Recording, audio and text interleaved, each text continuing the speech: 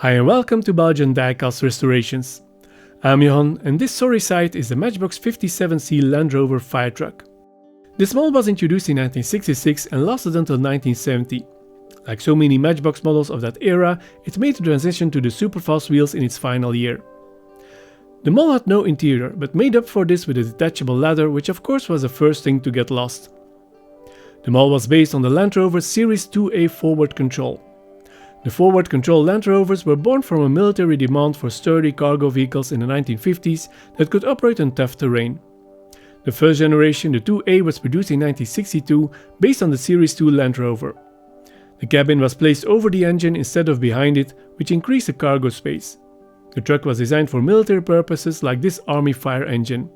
However, the 2A and its follow-up, the 2B, were never successful and were replaced in the early 1970s by the forward control 101. The model on the turntable is nearing 60 years old and looks like it was in a bombing. The paint is damaged, the decals are gone, as well as the ladder and the beacon. Only the window is still there since it's too big to get out.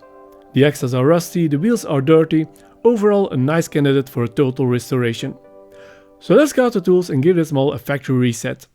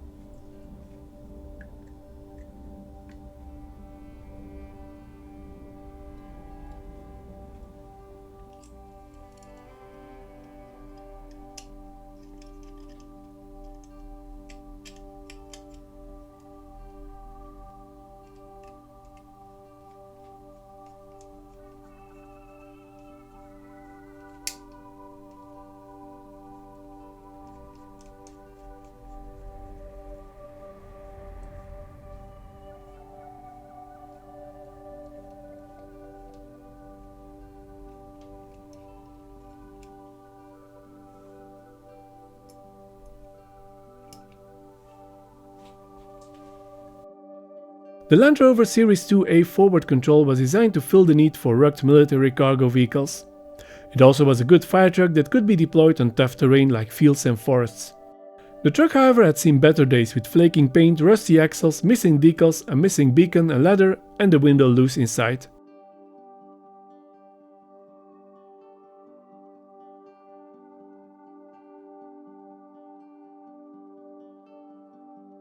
And here's our fire truck after restoration. What else to use on this truck than ruby red?